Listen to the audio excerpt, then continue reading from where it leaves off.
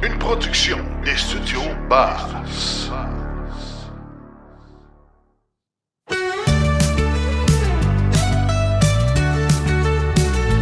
Notre histoire nous sera racontée dans ce passé décomposé.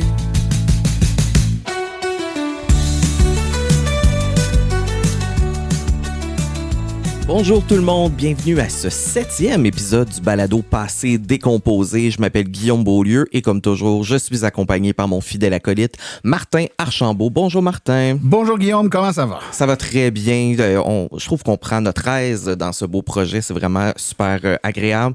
Puis même plus que ça, avant d'aller trop loin, on se mentira pas. On a regardé nos statistiques pour la moitié du mois de novembre. Donc après avoir diffusé le dernier épisode, et on a vu que nos stats de 2 semaines seulement sont plus élevés que nos statistiques du mois d'octobre en entier. Ça, c'est grâce à vous, le public. On est extrêmement heureux de tout ça. On vous en remercie énormément. Et ça veut aussi dire qu'on a de nouveaux abonnés. Donc, prenons quelques secondes pour rappeler que nous sommes un podcast axé sur l'histoire de la Nouvelle-France ainsi que les familles qui ont créé le Québec. On débute toujours avec une actualité généalogique, ensuite un thème général et un nom de famille. Jusqu'à présent, on a parlé de filles du roi, de différentes étapes du couple, de la rencontre jusqu'à ce que la mort les sépare. On a parlé de l'utilisation du feu, plein d'autres thèmes. On a également parlé des familles Cloutier, Tremblay, Simard, donc et plein d'autres. On vous invite à vous rendre sur votre plateforme de balado préférée pour nous trouver ou alors sur le passédécomposé.com afin de pouvoir rattraper tous nos épisodes. Martin, je te lance un petit défi. Oh, vas-y. Pas trop difficile. Ça va dépendre de toi. J'aimerais ça que tu me donnes 3 bonnes raisons pourquoi écouter notre balado. Est-ce que tu penses y arriver? Oui, je pense être capable d'y arriver. La première, je te dirais, c'est la plus émotive, je te dirais, des 3 raisons. On veut toujours transmettre ce qu'il y a de mieux à nos enfants, puis on focus beaucoup dans la vie sur le en avant. Là. On fait des plans, puis on regarde en avant. On est tout le temps pour aller plus loin en avant. Mais il ne faut jamais oublier qu'un arbre, pour qu'il ait des belles feuilles, ça lui prend des belles racines. Donc, tout commence par nos racines, et c'est un peu ce qu'on vous offre, de prendre le temps d'arrêter, puis pour une fois dans notre vie, se payer le luxe de regarder en arrière parce qu'il n'y a rien de mieux que de voir d'où on vient pour savoir où on va. Donc ça, je te dirais que c'est la première raison. Particulièrement pour nos enfants. On a des enfants, oui, puis on vraiment. veut ce qu'il y a de mieux pour eux, puis on leur parle beaucoup de l'avenir, mais je pense qu'on néglige un peu de leur parler du passé. La deuxième raison, je dirais, c'est par curiosité, par culture générale. Ça reste que on peut apprendre, puis on essaie d'avoir un balado qui est axé sur la démocratisation de l'information dans le plaisir. Je pense qu'on fait les choses sérieusement, mais sans se prendre trop au sérieux, puis on essaie d'être le plus ludique possible. Donc, je pense qu'on peut apprendre, et c'est juste pour le plaisir d'écouter que les gens peuvent nous écouter. Et finalement, je dirais, sans trop se flatter soi-même dans le sens du poids, je pense qu'on n'est pas si pire dans ce qu'on fait. Donc, on produit quelque chose qui est à la fois de qualité puis sans prétention. Donc, on est submergé de choix de balado, des très bons, des très pertinents, d'autres un peu plus légers, voire même futiles à l'occasion. Je pense qu'on est un bel amalgame de contenu intéressant, de quelque chose de léger, mais en même temps qui est intéressant puis qui nous reste un petit quelque chose après. Donc, voilà les 3 raisons sur lesquelles j'insisterai pour nos auditeurs. Je vais devoir dire défi réussi. Bravo, Martin. Merci. Des petits applaudissements, s'il vous plaît. Et voilà. Merci. Cet épisode est présenté par généalogiequebec.com, propulsé par l'Institut de Rouen, la plus grande collection en ligne d'archives historiques du Québec et du Canada, avec plus de 100 millions de documents pour retracer votre histoire familiale. En tant qu'auditeur, vous profitez d'un rabais exclusif de 25% sur votre abonnement en entrant le code promo Histoire25 lors de votre abonnement. Martin, est-ce que tu as un mot historique du jour à nous présenter? Bien sûr, j'ai un petit mot historique du jour. On écoute ça tout de suite.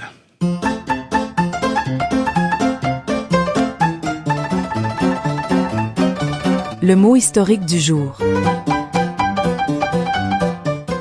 La gourgane, c'est cette grosse fève bien connue au Saguenay-Lac-Saint-Jean. Mais son histoire remonte à beaucoup plus loin. Cultivée depuis l'Antiquité en Europe, elle a traversé l'Atlantique avec les colons français au 17e siècle. Son nom vient du vieux français gourgane, lui-même issu de l'occitan gorgana. Rustique et facile à cultiver dans nos sols, elle nourrissait familles et colons de la Nouvelle-France. Aujourd'hui, la gourgane est devenue un emblème régional, surtout dans la fameuse soupe aux gourganes.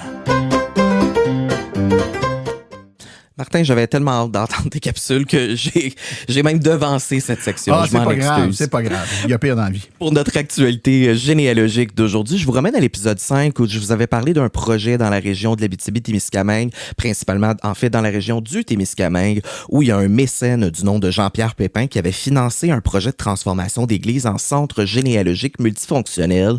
Je vous avais dit que je vous en donnerais des nouvelles de ce beau projet-là, mais Martin, j'ai fait encore mieux que vous donner des nouvelles. Aujourd'hui, on va rejoindre directement Dominique Bérubé, qui est le directeur adjoint de ce projet. Bonjour Dominique. Bonjour. Donc, petit rappel rapide, en mars dernier, on annonçait que des travaux de transformation étaient déjà en cours. C'était quoi comme travaux? Est-ce qu'on démolit l'intérieur au total et on repart à neuf? C'est quoi qu'on fait exactement? Donc, je vous explique un petit peu plus. Le centre IVD Culture La Tulipe se veut un endroit là, multidisciplinaire où on va allier, oui, la généalogie avec toute forme de culture et tout ça. Mais il y avait déjà des gens qui étaient installés dans ce building-là. Donc, c'était bien sûr une église catholique au départ. Donc, plutôt que de décider de dire à nos chrétiens, trouvez-vous un autre endroit, ben, on a commencé les travaux en transformant l'église, le cœur de l'église, donc la scène, si on veut, là, pour ceux qui n'ont pas le langage religieux développé. On a installé la chapelle dans le cœur de l'église. Donc, nos chrétiens qui sont toujours parmi nous. Nous, on a la grande salle, bien sûr, du centre. On a aussi installé une section au jubé en haut. Et on a toujours le club de l'Argent qui est au sous-sol à son endroit habituel, là, à ce moment-là. Donc, ça a été les premiers travaux. Ensuite, pour le centre de généalogie, ben, tous les bancs qui restaient après que la fabrique a pris les bancs qu'elles avaient besoin, on a fabriqué justement nos étagères, nos bibliothèques, tout le rangement pour les grandes collections de généalogie à partir du chêne, du bois finalement, là, des bancs de l'église comme tel. Donc, ça a été la majorité des travaux comme tel, ça a été ça, ainsi que d'adapter, exemple, une entrée réglementaire pour l'âge d'or, là, et tout ça pour s'assurer qu'il y a la sécurité pour la petite chapelle. J'ai compris que le centre est déjà ouvert depuis quelques semaines. Il y a même eu une grande fête d'ouverture hier, 27 novembre. À quoi les gens qui visitent le centre peuvent s'attendre lorsqu'on va à l'intérieur? Notre mission première, c'est sûr que c'est la généalogie. Donc, on est là, moi et Guillaume, le directeur général, Guillaume Internacia, pour vous accompagner gratuitement là, dans vos recherches généalogiques. Continuez où vous en êtes, ou même partir de zéro si les gens ne connaissent pas. Donc, il y a tout un volet d'initiation à la généalogie, mais aussi d'accompagnement. Ensuite, avec le magnifique espace qu'on a, c'est sûr que le but, c'est d'organiser des événements culturels avec tous les arts représentés. Ainsi que des ateliers, de la formation. Donc, c'est vraiment multidisciplinaire. Donc, spectacle de musique, de théâtre, de danse, name it. On veut finalement avoir une programmation qui est très variée. Et il y a tout un côté, au Jubé, on a décidé de faire ce que nous, on a appelé une rétrothèque. Donc, on a une musicothèque avec tous les médiums là, possibles, du 78 au CD, là, vinyle, CD, cassette 8 tracks, cassette 4 tracks et tout ça. Plusieurs machines anciennes aussi, là, plusieurs types de façons d'écouter la musique. On a une section rétro gaming où on a des jeux du style Atari et tout ça. Un des gros aspects du centre et une des passions de notre mécène, je dirais une des plus grandes passions, c'est la philatélie là, de Jean-Pierre Pépin. Donc, on a un côté cartophilie, donc niveau carte postale, et aussi au niveau des timbres, et la section rétro-sport, là, où on a des cartes de sport anciennes, là, toutes sortes de mémorabilia, vintage de sport et tout ça. Donc, pour tous les âges, vraiment, là, on a de quoi qui peut attirer le public, là. Tout ça en conservant l'espace, entre guillemets, sacré, là, c'est-à-dire que l'Église joue encore son rôle initial, mais étant donné qu'il y a moins de gens qui utilisent l'espace dans sa globalité, mais c'est comme si l'espace était mutualisé avec d'autres besoins. Donc, je trouve que c'est vraiment une belle formule qui est un peu moins drastique que de raser tout ça puis de faire des tours à zéro. condo. Ouais, c'est le recyclage du bois pour faire des meubles. Je trouve qu'il y a un beau message là-dedans qui est dans la façon, dans l'approche, là. C'est une très belle approche. Il n'y a aucun morceau de bois qu'on a démonté qu'on a finalement sorti de l'église. Tout a été réutilisé. Ouais. Puis c'est aussi con que dans les coûts aussi, vous avez quand même pu sauver beaucoup d'argent justement en faisant toute la réutilisation de ce matériel-là. Comment est-ce que tu as été approché pour ce projet-là? Est-ce que c'est tout simplement tu étais un entrepreneur du coin ou tu avais quand même un certain intérêt pour la généalogie? Ben, j'avais déjà beaucoup d'intérêt, mais j'avoue, j'étais un peu au bon endroit au bon moment. C'est mon ami Guillaume qui m'a offert ce poste après avoir rencontré Jean-Pierre Pépin par hasard, là, finalement. Fait que c'est vraiment une espèce de synchronicité là, qui m'a apporté là. J'étais en 2 emplois et moi, je suis aussi musicien dans la vie. Donc, tu sais, j'avais déjà d'autres petits trucs où je travaillais par-ci par-là. Et moi, j'ai travaillé quelques années au niveau de la Société d'histoire à gérer la maison du frère Moffett, qui est un petit musée local, à faire de l'archivage. Et tout ça, c'est vraiment... Puis j'ai eu aussi une organisation qui s'appelait Témis Explore, là, qui vous pouvez voir la page, là, c'est encore en ligne. Il y a beaucoup de recherches historiques. C'est fait à ces époques-là. Et c'est mon retour, finalement, à l'histoire en ce moment. Et ça allie à la fois mon côté culturel avec mon côté de passionné d'histoire. Donc, c'est un retour aux sources, finalement. Oui, déjà, ça fait une dizaine d'années que je travaillais moins au niveau de l'histoire, plus au niveau des arts. Puis finalement, je suis de retour dans l'histoire. Comme quoi, on revient toujours à nos premiers amours. On invite donc les gens à se rendre à l'église Saint-Antoine-Abbé sur la rue principale Est dans la municipalité de Latulippe et Gaboury, dans la région du Témiscamingue. Et là, je me suis fait très gentiment chicaner tantôt parce que je disais Abitibi, mais là, j'ai compris qu'Abitibi et Témiscamingue, même si c'est fusionné, c'est pas du tout la même chose. Donc, c'est vraiment Témiscamingue. C'est ouvert du jeudi au samedi, si je me rappelle bien, Dominique? C'est ça. Le centre IGD Culture Latulippe est ouvert du jeudi au samedi de 11h à 16h. On peut nous rejoindre sur notre page Facebook IGD Culture La Tulipe. Et pour nous rejoindre, ça va être via IGD Culture La Tulipe à commercial@gmail.com. Ça va nous faire un immense plaisir de partager autant la page Facebook que l'adresse courriel. Puis si on n'était pas à 7-8 heures d'auto, ça nous aurait aussi fait vraiment plaisir d'y aller. Mais c'est promis que si on passe dans le coin, on arrête de faire un petit tour. Dominique Bérubé, directeur adjoint du projet, un immense merci de ta présence à l'épisode d'aujourd'hui. Eh bien, merci beaucoup. Vous êtes bienvenus en tout temps. Alors, merci. Ça sera avec plaisir. Bye bye. Tu parlais de la gourgane tantôt parce que oui, effectivement, là, j'ai devancé un peu. C'est là qu'on aurait dû parler de la capsule historique du mot du jour parce que au-delà de la religion, des moyens de transport, de l'utilisation du feu et de tout ce qu'on a parlé jusqu'à présent, il y a une chose très essentielle qu'on n'a pas encore discutée. Si on veut bien s'installer dans un nouveau pays, ça va nous prendre un toit, oui, mais ça va surtout nous prendre de la nourriture. À l'arrivée des premiers colons, il y a quelques ressources qui sont déjà présentes, certains fruits et légumes, mais ce n'est pas ça qui va donner assez d'énergie pour tout le travail manuel qu'il y a à faire dans la colonie. Ça va toutefois dépanner le temps qu'on puisse implanter une culture céréalière et le cheptel, qui est l'élevage d'animaux dans un but alimentaire. Les Premières Nations font déjà la culture du maïs, des haricots, de la courge et la citrouille iroquoise, qui est un peu une citrouille bicolore. Le maïs, par contre, il n'était pas particulièrement apprécié des colons, sauf une fois qu'il était grillé. Ça restait, par contre, de la nourriture de pénurie. Donc, quand on est dans le trouble, c'est là qu'on va se tourner vers le maïs. Sinon, c'est pas vraiment notre nourriture de choix. La plupart des fruits sauvages aussi, tels que la fraise, la framboise, la groseille et les gadelles sont déjà connus en Europe. Donc, quand on arrive au nouveau pays et qu'on en voit, c'est rien de très nouveau pour les colons. Il y a les herbes sauvages aussi, telles que le persil, le cerfeuil, l'ail et la ciboulette qui vont susciter une curiosité, mais on préfère ce qu'on avait déjà en France. On va lever le nez un peu sur ces fines herbes-là et on va même aller jusqu'à faire venir de la nourriture de France lorsque les colons viennent. On va exploiter l'eau d'érable et le sucre d'érable vers la fin des années 1600. Donc, c'est pas quelque chose de nouveau qu'on s'intéresse à nos érables. Eh bien non, mais tu as nommé beaucoup de choses, mais oui. Des légumes, des herbes, des fruits. Il n'y avait pas beaucoup de protéines dans ce que tu as nommé là. J'imagine que pour avoir surtout avec le travail que les colons avaient à faire, ça leur prenait un peu plus de protéines que ça. Est-ce qu'il y avait de la protéine? Je m'attendais vraiment à trouver ça aussi, mais vois-tu, en France, dans ces mêmes années-là, la viande, c'est un aliment exceptionnel dans l'alimentation des paysans. On va plutôt se contenter d'une bouillie à base de céréales et de légumes. Toutefois, au Québec, du gibier, on en a à la tonne. Les colons vont être même ébahis de voir autant de viande et comme quoi que c'était un repas typique finalement et non exceptionnel. À l'époque, on mange surtout de l'orignal et de l'ours, qui sont, selon mes recherches, ça ressemblait beaucoup à de la viande de porc de l'ours. Je ne l'ai pas testé, je pourrais pas vous dire. Mais comme les colons ne sont pas habitués à manger autant de viande animale, ils vont pas l'intégrer directement dans leur alimentation. Ça va prendre quelques années encore. Aussi, comme il y a plusieurs vagues d'immigration, donc comme je disais, on va continuer de dépendre de la nourriture française qui est apportée par bateau lorsqu'il y a des nouveaux colons qui vont arriver au pays.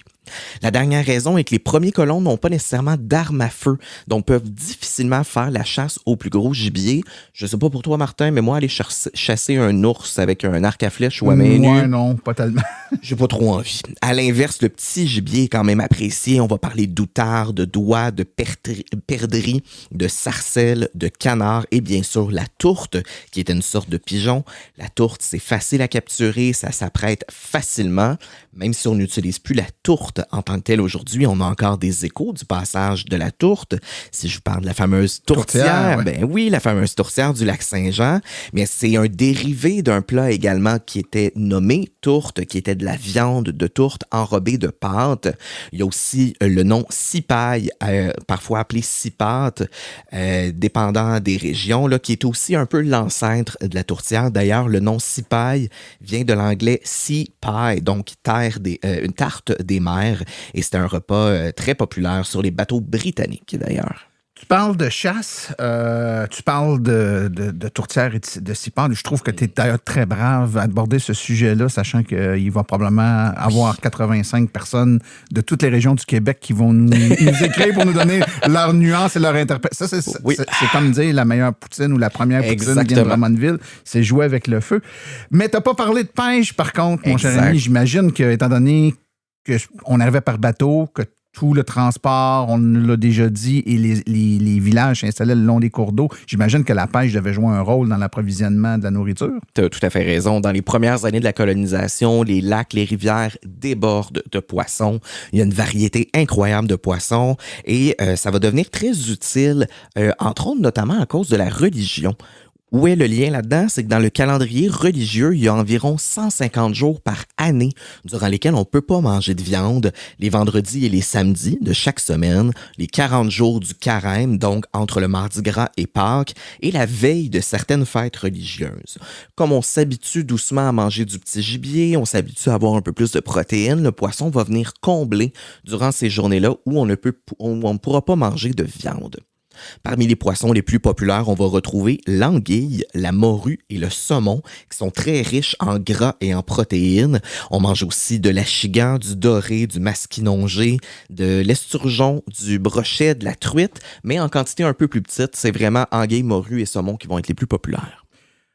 On focus sur les aliments principaux, hein, les fruits, les légumes, les viandes, mais est-ce qu'il y avait des à côté ou c'était vraiment les seuls types d'aliments qu'on consommait? Bien sûr qu'il y aurait des à côté, notamment le pain, qui va être une bonne base de l'alimentation des colons. Le pain représente environ 60 à 85 % de l'alimentation des nouveaux arrivants à l'époque. On va utiliser de la farine de froment, qui est une sorte de blé, qui va rendre le pain aussi beau et aussi blanc que le pain qui était fait en France. Le pain de froment va prendre tellement de place dans l'alimentation qu'on va même aller jusqu'à rejeter la farine de maïs, contrairement aux peuples autochtones qui, eux, vont quand même la conserver.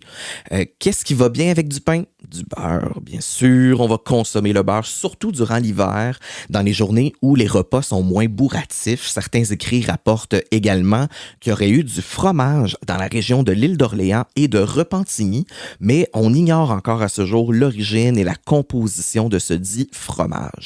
On parle aussi de fromage à la crème, mais encore là, impossible d'en savoir plus. C'était définitivement pas du Philadelphia. Durant les premières années de la colonisation, le fromage, c'est très secondaire. J'aurais définitivement été très triste dans ces années, moi qui pourrais faire mon repas à 60 à 85 % de fromage. On parle un peu de fruits et de légumes, mais rapidement, on va avoir une culture de plus en plus variée. Donc, on va ajouter des oignons, on va ajouter du chou, des carottes, du navet en ce qui a trait aux légumes et des pommes, des prunes et des melons en termes de fruits, en plus des plus petits fruits comme on a discuté tantôt. Après avoir bien mangé, on aime bien boire, généralement. Bien sûr. Que buvaient nos ancêtres? Je vais surtout vous parler de ce qui est des boissons non alcoolisées parce qu'on a déjà prévu faire un épisode sur les différents alcools un peu plus tard cette saison. Donc, en termes de boissons non alcoolisées, évidemment, c'est l'eau qui va dominer. C'est accessible, c'est gratuit, ça garde bien hydraté. Certains résidents ont même accès à des puits. Sinon, on va se servir directement à la source, donc à la rivière, le lac, le fleuve qui est pas très loin de la maison. Aussi, durant l'été, on va consommer du lait. Le lait représente l'aliment idéal du régime d'été. Il remplace une bonne partie de la ration de viande. Selon le botaniste Père Calme, qui lui avait visité les campagnes et les villes, le lait est en abondance partout. On le consomme habituellement frais ou caillé, donc une sorte de yogourt avec du sucre et justement du pain au froment. Pierre Boucher va aussi mentionner que les habitants boivent une sorte de bière qui est sans alcool, qui est faite à base de branches d'épinette, donc Genre de bière d'épinette? En lisant ça, moi, c'est à ça que ça m'a fait penser aussi, évidemment. Cette boisson aidait à contrer certaines maladies, notamment grâce à une bonne quantité de vitamines et de minéraux qui étaient présents dans l'épinette. Le café, qui était habituellement réservé à l'élite, va se démocratiser durant les années 1700 et devenir de plus en plus accessible à tout le monde. On va importer les grains de café à partir de l'île Bourbon, qu'on connaît aujourd'hui comme l'île de la Réunion, qui est à l'est du continent africain et de l'île de Madagascar. Et on va généralement boire le café le matin avec du lait ou simplement noir. On ne parle pas encore de sucre dans le café parce qu'à l'époque, le sucre, c'est pas un ingrédient qu'on utilise beaucoup. Selon plusieurs études, on parle de moins de 2% de la population qui font la demande pour avoir du sucre. Et quand je parle de sucre, je parle vraiment du sucre blanc là, qui va être majoritairement importé même des autres pays. Oui, on produit un certain sucre d'érable au Québec, mais on le consomme pas tant. C'est pas tant ça qui est important et utile pour l'instant. Une fois qu'on fait notre menu puis notre plan de semaine, côté nourriture, évidemment, oui, l'hiver, on peut comprendre que les aliments se conservaient, mais même encore là, il faisait tellement froid que ça devait geler, puis on n'était plus capable de les consommer. Puis l'été, les trucs ne peuvent pas se garder très longtemps. Il n'y avait pas de frigo. Comment ils faisaient pour conserver la nourriture potable à longueur d'année? Ils utilisaient des glacières, mais pas les mêmes glacières qu'on connaît aujourd'hui. Pas Coleman. Et non. En fait, ce qu'eux appelaient une glacière, pour la construire, ils vont creuser dans la terre, construire un petit abri avec de la pierre et on va mettre de la glace pour garder les choses au froid. On va surtout utiliser cet espace-là durant les temps un peu plus chauds et aussi parce qu'en fait, le sol est un peu plus frais. Donc, on est capable de garder une certaine fraîcheur au niveau des aliments. Mais bon, on s'entend durant l'hiver, comme tu as dit, tout gèle, on va perdre la saveur. C'était un peu moins utile, mais on sait, au moins durant l'été, on est capable d'utiliser ces glacières-là. Sinon, il y a les greniers aussi, des maisons qui vont être parfois utilisées pour entreposer de la nourriture durant l'hiver. Pour ce qui est des légumes, leur conservation est quand même beaucoup plus facile. On va souvent les mettre tout simplement dans un caveau souterrain. Mais on remarque là, déjà vers la fin de l'hiver, leur goût commence à être altéré. Il est temps qu'on fasse un peu un changement là, de ration. Pour ce qui est des fruits, il y a pas mal seulement la pomme qu'on va être capable de conserver dans un bon état. Il y a certaines personnes qui faisaient macérer les petits fruits dans un peu de sucre, mais on le dit un peu plus tôt, le sucre, c'est pas la ressource la plus utilisée, donc ça sera pas non plus la technique la plus commune. Non, tout à fait. Écoute, l'importance, à cette époque-là, c'était évidemment crucial, là. Les cultivateurs, les agriculteurs, donc, dont le métier était de fabriquer, oui, les gens essayaient d'être autant que possible autosuffisants, mais il y avait quand même des gens qui produisaient à un peu plus grande échelle, donc du lait, de la viande, des légumes, du maïs, etc. Et c'est devenu, au fil des années, une industrie quand même assez importante. On voit, il y a encore de l'agriculture là, à moyenne, pas grande échelle. Il y a des fermes laitières au Québec, évidemment, on le sait, mais l'agriculture, c'est plus ce que c'était. Qu'est-ce qui s'est passé? C'est quoi la transformation qui a amené ces grands changements-là? C'est vraiment une excellente question, puis j'ai fait beaucoup de recherches là-dessus, puis je vais te donner une partie de la réponse. Cette réponse-là que je vais te donner est relativement même controversée. Robert Lavertu, qui fut enseignant à l'Université Laval, a fait un excellent texte sur la crise de l'agriculture au Québec en disant d'entrée de jeu que, selon différentes sources, on s'entend même pas pour dire s'il y a eu crise ou non de l'agriculture au Québec. Donc, on part quand même d'assez loin. Il a effectué un travail de moine pour recenser toutes les opinions scientifiques sur le sujet. Et voici quelques-unes de ses pistes de réflexion. D'abord, les pratiques agricoles n'auraient pas évolué assez rapidement et les habitants auraient mis une trop grande importance sur la culture du blé. On va trop en faire, on va pas assez varier, puis ça va être un peu plus difficile pour les agriculteurs. Selon d'autres sources, tout ce qui est en lien avec la loi des divisions des lots de terre, le zonage agricole, tout ça aurait mis vraiment un bâton dans les roues de certains agriculteurs. L'hiver, plusieurs mois par année, a évidemment pas aidé l'industrie à être capable de survivre au travers le temps. Lorsqu'on réussit à trouver d'autres façons de se nourrir durant toute l'année, l'agriculture peut devenir un peu moins intéressante, malheureusement. Enfin, avec l'industrialisation, on va trouver des métiers qui sont un peu plus payants. Donc, on va avoir moins de temps à travailler sur la terre et les villes vont devenir de plus en plus urbaines et moins campagnes, si je peux me permettre. Malgré qu'il y ait eu une diminution avec le temps, de nos jours, c'est encore 600 villages québécois qui prospèrent grâce au dynamisme des fermes et de leur territoire. En 2021, Statistique Canada dénombrait qu'il y avait 42 265 agricultrices et agriculteurs au Québec pour un total de 29 380 entreprises agricoles pour le Québec seulement.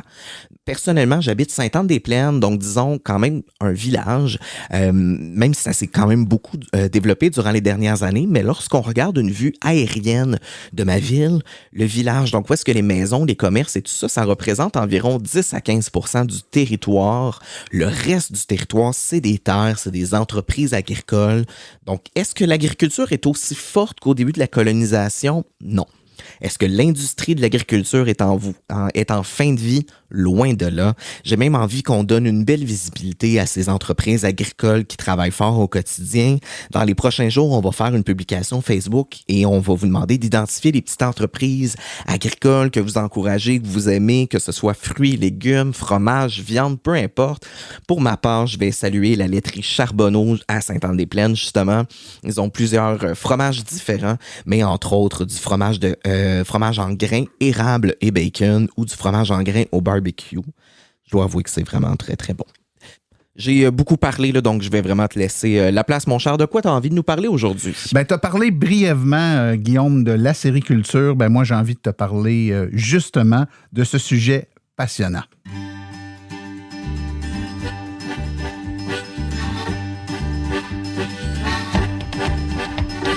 En caravane, allons à la cabane, oh, eh, oh, on n'est jamais de trop pour goûter au sirop,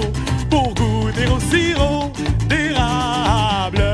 Oh, en caravane, allons à la cabane, oh, eh, oh. Ah, le sirop d'érable. Rien qu'à y penser, on a envie de sortir nos bottes, d'allumer un feu dehors, puis de verser ça sur tout. Les crêpes, les fèves au lard, le jambon, puis avouons-le, direct à la cuillère. Mais derrière cette douceur dorée, il y a toute une histoire. Une histoire qui commence bien avant que le premier colon français ait eu le temps de dire « Tabarouette, c'est bon ça! » Avant la Nouvelle-France, les Premières Nations connaissaient déjà le secret du sucre d'arbre. C'est eux les vrais pionniers de la sériculture. Quand les Européens cherchaient encore comment sucrer leur café, eux récoltaient déjà la sève des érables au printemps et savaient comment la faire bouillir pour en tirer un nectar sucré. La légende dit qu'un chef autochtone aurait un jour lancé sa hache dans un érable et que sa conjointe, en utilisant l'eau qui coulait de l'arbre pour cuire la viande, aurait découvert ce goût sucré. Et voilà, accident ou génie culinaire, le premier sirop d'érable venait de naître. Vont les enfants, très bien, chère Amélie, nous sommes tous contents. Les Autochtones recueillaient la sève dans des contenants d'écorce de bouleau et la faisaient chauffer avec des pierres brûlantes.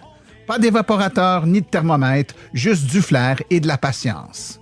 Ils ont ensuite partagé leur savoir avec les colons français qui, eux, ont vite compris le potentiel. Attends un peu, là. T'es en train de me dire qu'un arbre peut donner du sucre sans qu'on aille jusqu'aux Antilles? Les Français ont donc adopté la tradition avec enthousiasme. Et au 17e siècle, au printemps, on sortait les chaudières, on perçait les érables, puis on faisait bouillir ça avec une grosse marmite. C'était pas encore une industrie, mais plutôt une fête. Une excuse parfaite pour se rassembler, se réchauffer, puis finir la journée collée de sucre de la tête aux pieds. La recette s'est transmise de génération en génération. Dans chaque famille, on savait quel érable donnait la meilleure sève, combien de temps la faire bouillir et surtout, quand arrêter de transformer le sirop en ciment. Puis, au 19e siècle, la technologie débarque. On troque les chaudières en bois pour des seaux en métal, puis viennent les premiers évaporateurs. Là, ça commence à sentir l'entreprise sérieuse. Les familles se spécialisent, les surplus se vendent et tranquillement, le Québec devient un champion mondial du sirop d'érable. Oui, oui, mondial!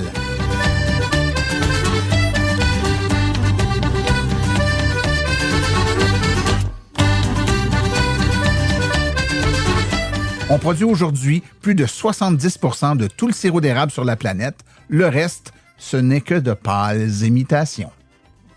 Et même si l'industrie s'est modernisée, tubulure, coopérative, quotas et tout le tralala, le cœur et la tradition restent les mêmes. Chaque printemps, on retourne à la cabane, on écoute le sirop bouillir, puis on se dit « Ouais, on a beau être en 2025, il n'y a rien de mieux qu'un petit goût d'érable pour oublier l'hiver. » La sériculture, c'est plus qu'un métier, c'est une histoire de famille, une tradition qu'on s'est transmise depuis les Premières Nations jusqu'à nos cabanes d'aujourd'hui. Et si tu veux mon avis, c'est probablement la plus belle preuve que le bonheur, ça coule directement d'un érable. «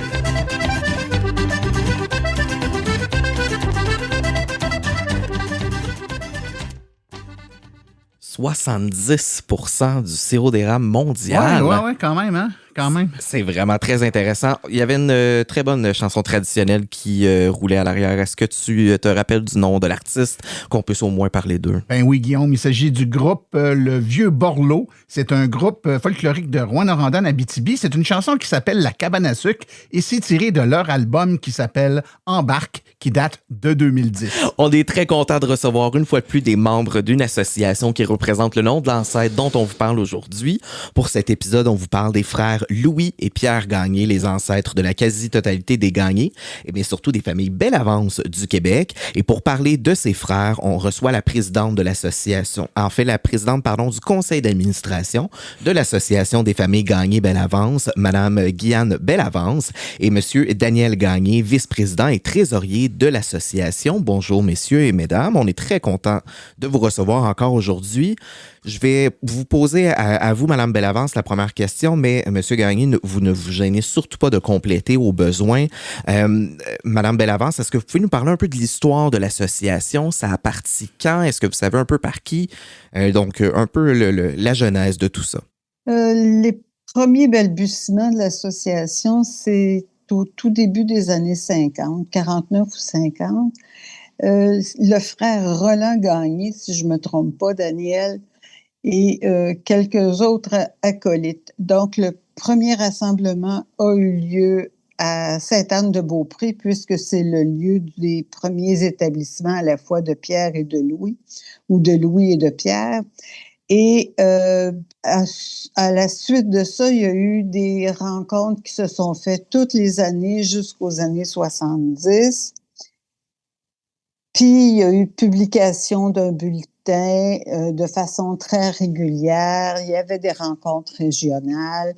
Il y avait, en fait, c'était une association qui était très dynamique jusqu'au décès du frère Roland. Et là, bien évidemment, il y a eu une période où est-ce que c'était un peu plus difficile pour se rendre jusqu'à une période de latence. Cette période de latence-là a duré, c'est presque freudien, finalement, la période de latence. Ça a duré jusqu'aux années 90, où est-ce qu'il y a eu l'association a recommencé à fonctionner jusqu'à maintenant. Wow, vraiment. Donc, pour l'instant, c'est une des plus vieilles associations qu'on a reçues. On reçoit quand même beaucoup, ou quand on fait nos recherches, on voit des associations qui ont débuté au milieu des années 80, mais là, vraiment, c'est quand même assez impressionnant. Monsieur Gagné, lorsqu'on devient membre de votre association, à quoi on peut s'attendre? Qu'est-ce qu'on peut recevoir en tant que membre? Bien, bonjour. Bonjour, Je oui. n'ai pas dit bonjour encore. Oui, bonjour. Bon, être membre de l'association, ça te permet de rentrer en contact avec d'autres membres de la famille, évidemment. Puis, notre bulletin sort 4 fois par année dans lequel on parle de faits historiques, de l'histoire de gagnés du passé, mais également des gagnés et des belles avances du présent. Comme par exemple, je pense que le dernier bulletin, on parlait de la présidente du Sénat à Ottawa, qui est une gagnée. Okay. Et puis, à tous les ans, également, on a le rassemblement. Cette année, c'était au lac Mégantic. Oui. L'année prochaine, ça va être à Québec. OK. On s'est promené en Ontario. On est allé aux États-Unis. Wow! Ouais. Et puis... il y a beaucoup de gagnés aux États-Unis? Il y en a beaucoup de gagnés, surtout dans la Nouvelle-Angleterre. Ouais. Ouais, OK, le long oui, de la évidemment. frontière. Ben, il y a beaucoup de familles, hein, qui ont des gens qui sont partis pour les travailler Et en 1800. Il y en a qui parlent encore français. Ouais. Ouais. Ils sont rares, là, mais Oui. ils existent. Ils existent, Wow. oui. Durant ces rassemblements-là, ça ressemble à quoi? Est-ce que c'est simplement, entre guillemets, que, bon, on est ensemble, on jase, ou il y a quand même des activités, quelque chose? Ça ressemble à quoi un rassemblement de gagner belle avance? Le rassemblement, ça dure une fin de semaine. OK. Et puis, il faut évidemment avoir la réunion, l'Assemblée générale annuelle. Hein, ça, c'est statutaire. Il faut faire ça. Dans l'après-midi, habituellement, on fait des visites historiques. Le soir, on fait un banquet pour tous les gens présents. Et habituellement, au banquet, on va avoir une présentation de quelqu'un du coin qui va nous parler soit de l'histoire de l'endroit où nous sommes ou d'un autre sujet historique encore. Et on se couche pas tard. Ça doit être des grosses journées quand même. Oui, ça là. fait des grosses journées. Le lendemain, il y a une tradition qu'on maintient, puis c'est le fun quand même. Le lendemain, on va à la messe. C'est une activité, plusieurs personnes y tiennent. OK? Et on a eu, et on a toujours encore aujourd'hui, des prêtres gagnés qui se déplacent et qui vont au rassemblement et qui...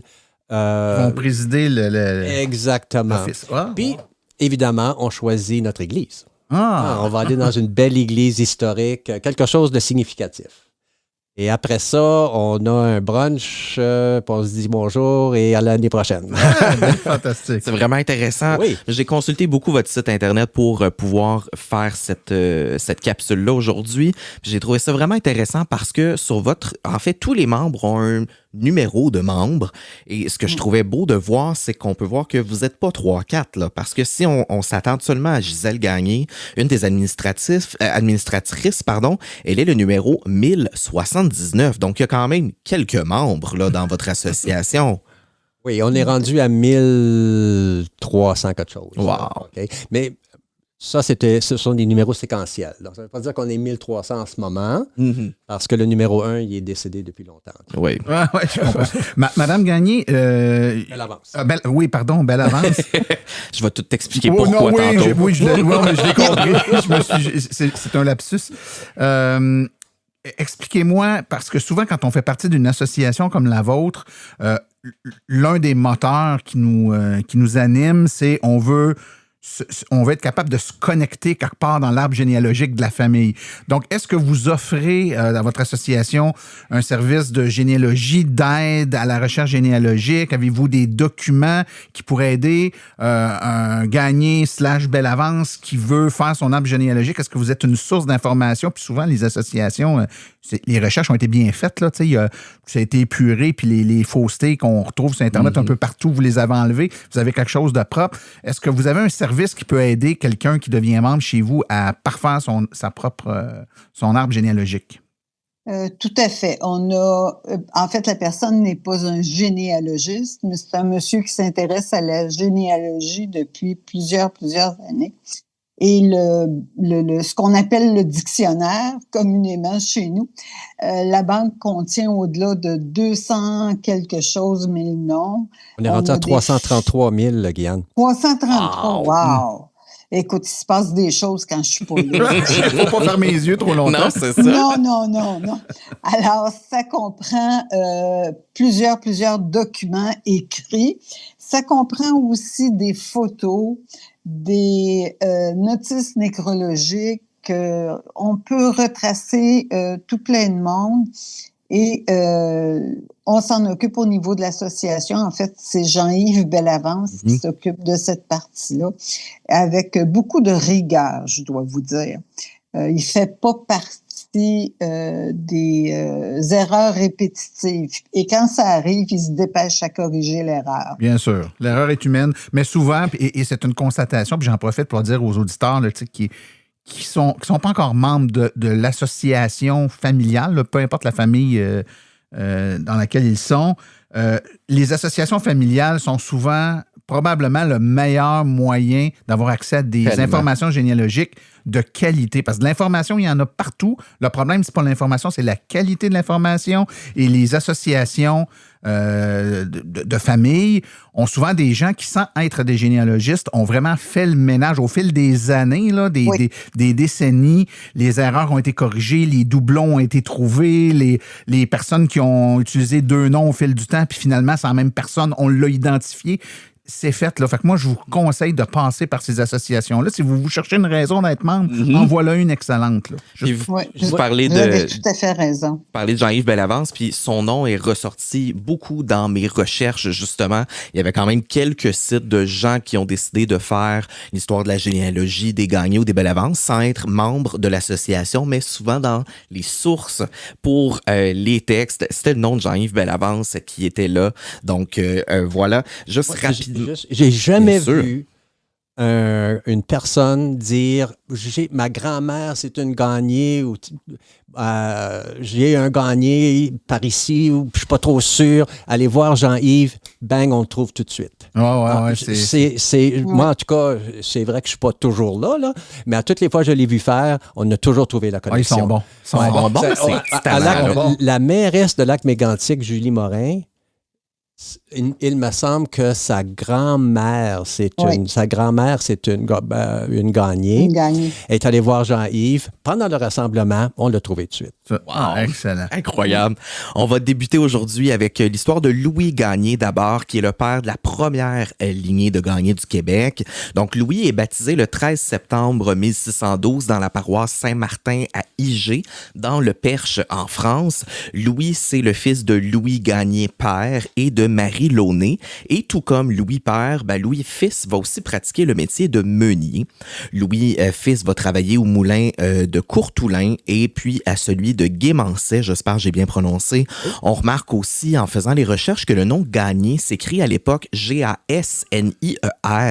On se rappelle, on en a déjà parlé dans un épisode, le S fait souvent office d'accent circonflexe pour la lettre qui précède, donc on peut se douter que le nom était prononcé un peu plus Gagné à l'époque et non Gagné. Avec le temps, on va voir aussi énormément de déformations de ce nom-là qui va rester au fil du temps, comme les Gagné G-A-G-N-I-E-R et même certains G-A-G-N-E-R, donc comme le verbe gagner. Il y a eu plein d'autres aussi déformations, mais c'est surtout ces 3-là qui vont être les plus importantes. Bien que soit le père de plusieurs Gagnés du Québec, Louis va toutefois se marier en France d'abord en 1638. La date exacte du mariage demeure inconnue, mais le contrat du mariage fut rédigé le 11 juin 1638, donc on peut se douter que le mariage a eu lieu au cours de l'été. Sa future épouse est Marie Michel, la fille de Pierre Michel et Louise Gury, née vers 1622 à Saint-Martin-du-Vieux-Bellême. J'aime toujours les noms des villes en France, moi. À environ 7 km au nord d'Igé, donc somme toute dans la même région. Au moment du mariage, Louis est âgé de 25 ans, alors que Marie est âgée entre 14 et 16 ans, dépendant des sources que l'on regarde. On sait toutefois que 2 de leurs enfants vont naître en France et Marie était fort probablement enceinte lors de leur voyage vers le Québec en 1644. On pourrait avoir déjà parlé des traversées et de tout ce que ça comportait comme risque. Enceinte sur un bateau, là, ça devait être dangereux, il me semble. C'est un très gros risque que la famille a pris, c'est certain. Je le dis souvent, les traversées durent environ 45 à 60 jours. C'est un endroit où l'hygiène est déficiente, la nourriture est rationnée, les décès, c'est pas quelque chose de surprenant dans ces traversées-là. Donc, c'était vraiment une grande chance que Marie a pris. Les 2 frères vont traverser l'Atlantique ensemble avec leurs familles respectives. Je vais vous parler de Pierre un peu plus tard. Et les 2 frères n'avaient pas de contrat d'engagement. déménager. Il n'y avait donc pas de travail nécessairement qui les attendait en arrivant dans le nouveau pays. Les frères Gagné vont s'installer dans la ville de Québec avant de déménager sur la côte de Beaupré. Louis va accepter de travailler sur la ferme d'Olivier Le Tardif, et ce pour une durée de 6 ans. Olivier Le Tardif, c'est pas un tout nu, disons-le comme ça. Là, dès son arrivée au Québec, Le Tardif va devenir un grand ami de Samuel de Champlain. Il est considéré comme un des meilleurs interprètes pour les langues autochtones. Il va créer un si bon lien avec les Premières Nations qu'il va même adopter 3 jeunes autochtones, en plus d'avoir ses propres enfants. En fin de vie, Le Tardif va être nommé juge seigneurial de Beauport, donc quand même quelqu'un avec un certain prestige. Alors que Louis Gagné travaille pour lui, ce dernier va lui céder une terre de 5 arpents. Je sais pas pour toi, Martin, à chaque fois que je parle d'arpents, je pense toujours à la chanson Le vieux dans le bas du fleuve, Gaston Mandeville. Tout à fait. Ou les arpents verts. Mais les arpents verts, peut-être aussi. Donc, Le Tardif va céder une terre à l'ouest de Grande-Rivière, qui sera renommée plus tard Sainte-Anne-du-Petit-Cap et par la suite Sainte-Anne-de-Beaupré. En plus de son travail à la ferme, il doit donc défricher sa terre et bâtir une maison. 3 ans après avoir eu sa terre, il peut enfin recevoir sa famille qui est rendue à 7 enfants, dont 6 qui sont toujours en vie. 2 autres enfants vont naître dans cette nouvelle maison pour un total de 9 enfants, dont 8 en vie. On peut se douter que la famille va en arracher par moments parce qu'on trouve dans différents registres des dettes que Louis aura accumulées auprès de Jésuites, auprès du sieur de Lachenay et de 2 habitants de l'île d'Orléans. Je pense pas trop me tromper en disant que, même si on parle de comment la famille s'est installée, la vie de Louis tirait quand même déjà à sa fin. Effectivement, la vie de Louis va malheureusement être courte et la fin demeure quand même un mystère à confirmer à ce jour. Il décède quelque part entre le 2 février 1660, date à laquelle il se fait confirmer, et le 14 juillet 1661, date à laquelle on fait un inventaire après décès. Il n'y a aucun acte de sépulture, donc d'enterrement, qui va être rédigé, ce qui laisse croire à une théorie qui est quand même répétée à plusieurs reprises, même si officiellement on ne pourra jamais la valider. Il y a certaines sources qui expliquent que Louis aurait été kidnappé par des Iroquois avant d'être tué. Malheureusement, impossible de confirmer avec certitude cette histoire-là. Toutefois, ça reste l'explication la plus plausible, considérant que dans les mêmes années et dans le même lieu où habitaient les Gagné, il y a Louis Guimont, qui est son 3e voisin, qui va disparaître exactement au même moment. Louis Guimont aura subi énormément de tortures par ses ravisseurs et c'est grâce à un autre kidnappé qui va avoir réussi à s'enfuir qu'on va connaître l'histoire de Guimont. Est-ce que Louis était avec eux? Ben, est-ce qu'il va avoir été seulement, entre très gros guillemets, tué sans nécessairement être torturé? On ne saura jamais officiellement, mais ça reste l'explication la plus plausible. Louis était donc âgé d'environ 48 ans à son décès. Marie-Michel, son épouse, devient veuve à seulement 40 ans. Elle va donc épouser en secondes noces Paul Rainville en 1666, mais aucun enfant va naître de cette seconde union. Tu as parlé tantôt que Louis n'était pas arrivé seul, qu'il était arrivé avec son frère. Peux-tu nous en parler un peu? Exactement. Donc, Pierre Gagné, qui est le grand frère de Louis. Lui, il est baptisé le 2 janvier 1610 au même endroit que Louis. Et il va se marier également en France avec Marguerite Rosé en 1638, alors qu'il est âgé de 27 ans et son épouse de 22 ans. Ils vont immigrer au Québec avec Louis en 1644 et avec son fils qui porte également le nom de Louis et sa femme qui est possiblement en très début de grossesse ou alors tombée enceinte à peine arrivée à Québec, tout dépendant des dates. En tout, le couple va avoir eu ensemble 4 enfants. Tu me laisses un peu sur ma faim. Donne-moi un peu plus. Il n'y a malheureusement pas tant à dire plus sur Pierre parce qu'il va mourir 12 ans seulement après son arrivée au pays à l'âge de 46 ans. Il va décéder d'une fièvre lente qu'on pourrait comparer aujourd'hui à la fièvre typhoïde. Comme son nom l'indique, la fièvre lente, c'est une maladie assez sournoise qui apparaît lentement.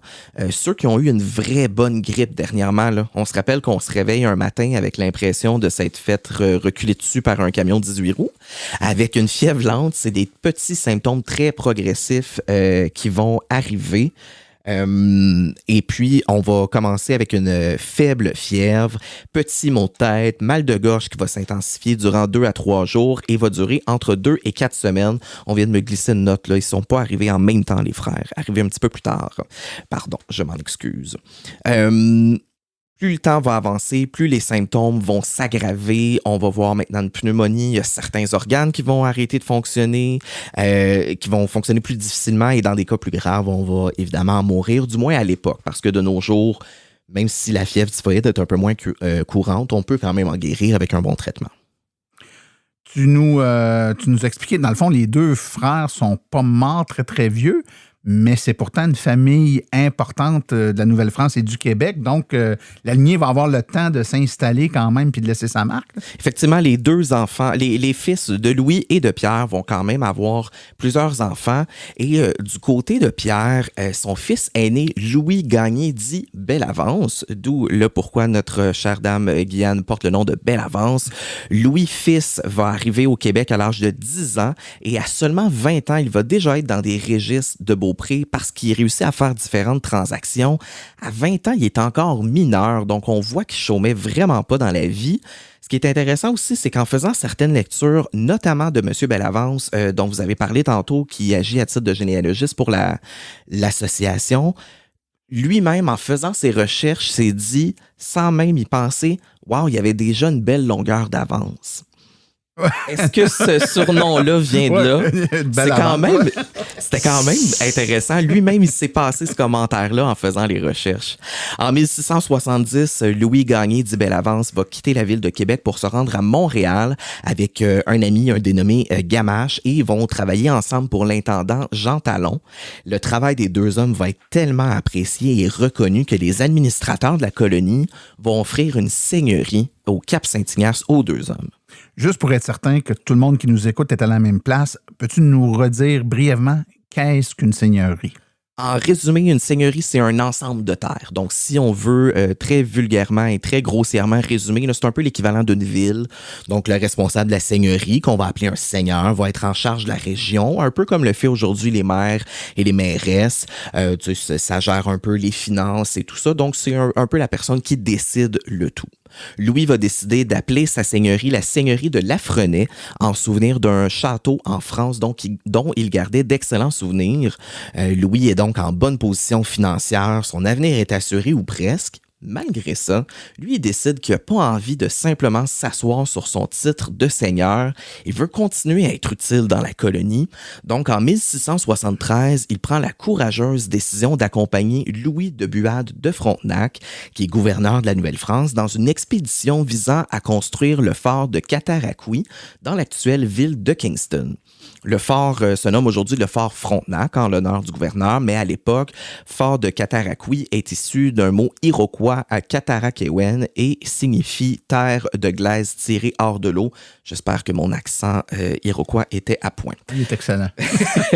Le fort avait pour but de protéger Ville-Marie, donc l'actuelle Montréal, de toute attaque parce que Kingston se trouve à seulement, entre guillemets, 5 jours de canot de Montréal. Donc, on veut protéger un peu la région et on veut aussi expansionner la colonie canadienne-française. C'est un peu une façon de marquer son territoire, finalement. C'était une expédition qui était tellement risquée qu'il a même fait préparer son testament avant de quitter. Bien heureusement pour sa famille, son testament n'aura pas besoin d'être lu à ce moment-là, car il revient de sa mission sain et sauf, puis il va décéder plusieurs années plus tard, le 24 juin 1698, à l'âge de 55 ans. Au moment de son décès, Louis Gagné dit Bellavance est un des hommes les plus respectés de sa région. On le fait toujours, mais je vais te reposer la question. Au fil des années, donc, il y a eu plein de gagnés intéressants dans l'histoire, donc depuis les tout premiers aller jusqu'à aujourd'hui. Peux-tu nous en nommer quelques-uns? Bien sûr, il y a le petit-fils de Louis Gagné dit Bellavance, dont je viens de parler, qui se nomme Alexis, qui va avoir été un des 3400 soldats qui auraient été présents sur les plaines d'Abraham le 13 septembre 1759, alors que les troupes des généraux Montcalm et Wolfe vont s'affronter. Malheureusement, Alexis fait également partie des 116 personnes qui auront perdu la vie lors de cette journée.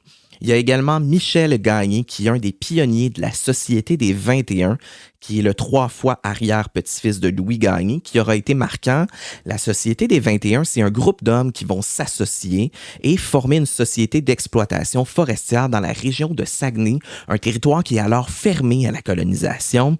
Cette exploitation-là, par la Société des 21, est considérée comme l'événement ayant permis le développement et l'implantation des colons dans la région. Enfin, il y a la famille Gagné, qui chaque membre de cette famille-là, ou presque, est un prodige musical. Le premier, c'est Joseph Gagné, qui lui d'ailleurs écrivait son nom Gagnier, qui est clarinettiste et bassoniste québécois. Il va être père de seulement 27 enfants, dont plusieurs vont être des musiciens comme Armand Gagné, Gigi Gagné et René Gagné. Armand, il est clarinettiste comme son père. Gigi, de son vrai nom Jean-Josepha, est clarinettiste, bassoniste, chef d'orchestre, compositeur et pédagogue, alors que René Gagné va être musicien, compositeur et chef d'orchestre. Et aussi, René, c'est le père de l'actrice Ève Gagné, qui a fait énormément de doublage dans les années 70 et 80, de la chanteuse Claire Gagné et également de Gérald Gagné, qui est compositeur, trompettiste et chef d'orchestre. Bref, cette famille-là, c'est que des musiciens ou presque, et ils descendent de Louis Gagné. De nos jours, le nom Gagné est au 10e rang des noms les plus communs du Québec, alors que les Bellavance, un petit peu plus bas, descendent de Pierre Gagné et de son fils Louis Gagné du Bellavance, sont au 656e rang des noms les plus communs. Madame Bellavance, Monsieur Gagné, il y a juste une petite chose qu'on n'a pas eu le temps de parler. Comment on peut s'associer, comment on peut s'inscrire, à votre association? Alors, on peut s'inscrire à l'association. Vous trouverez tous les détails sur le site Internet de l'association. Vous pouvez, à ce moment-là, procéder par Internet ou encore envoyer une demande d'adhésion à l'adresse suivante. Veux-tu donner l'adresse? OK, 169 rue Windcrest, c'est Windcrest, Windcrest à Hudson, J0P comme Pierre, 1H0. Comme Pierre, justement. Est-ce qu'il y a des éléments ou des trucs sur la vie des ancêtres Gagné qu'on n'a pas parlé, que vous aimeriez ajouter? Il y a tellement d'affaires. Oui, on va en parler. On doit résumer, malheureusement. En fait, il y a énormément de choses et l'association fait non seulement de la généalogie, elle n'a pas la prétention de faire de l'histoire, mais on s'intéresse à la vie des gens. Ce qui veut donc dire que ce ne sont pas des personnes désincarnées. C'est des vrais êtres humains qui vivent à une époque, dans un contexte donné, à qui arrivent des choses.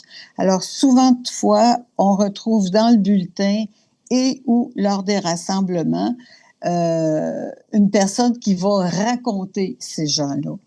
Et d'où l'intérêt de l'association. Fait que c'est un couplage entre la généalogie pure, là, telle que pratiquée par Jean-Yves, et le goût de l'histoire tel que pratiqué par nous tous. C'est très bien dit. Très intéressant. On peut aussi aller visiter votre site web gagner-bellavance.org, sans accent, bien évidemment. J'en doute pas que vous auriez tellement encore plein de choses à dire. Ça nous aurait fait vraiment plaisir. On vous réinvitera peut-être. On fera un spécial de tout ce qu'on n'a pas eu le temps de dire. On invite les gens à aller voir votre association, à s'inscrire, à aller consulter toutes les informations. Pour notre part, on vous rappelle que l'épisode d'aujourd'hui était présenté par généalogie-québec.com, propulsé par l'Institut Drouin, la plus grande collection en ligne d'archives historiques du Québec et du Canada, avec plus de 100 millions de documents pour retracer votre histoire familiale. Et en tant qu'auditeur, vous profitez d'un rabais exclusif de 25% sur votre abonnement en entrant le code promo Histoire25. Madame Bellavance, Monsieur Gagné, on vous remercie énormément de votre temps, même si je me doute qu'on aurait pu faire un épisode spécial de 4 heures. Je vois toute la documentation que vous avez, Monsieur Gagné, puis je me sens quasiment mal qu'on doive terminer l'épisode. C'était vraiment très intéressant de vous parler. Merci pour l'invitation. Une petite parenthèse, les fondateurs de La Prairie devant Montréal, ce sont des Gagnés. Ah, donc on gagnerait à le savoir. Est-ce qu'on peut rajouter le On gagnerait, oui, c'est ça. Mon cher Guillaume, donc on se revoit, nous, dans 2 semaines pour la dernière avant les fêtes. La dernière avant les fêtes, ben oui, pourquoi pas. Donc, on se voit dans 2 semaines exactement pour un épisode sur la santé et sur la famille Pelletier. Mon cher ami, sur ce, à la prochaine. À la prochaine. Bye bye.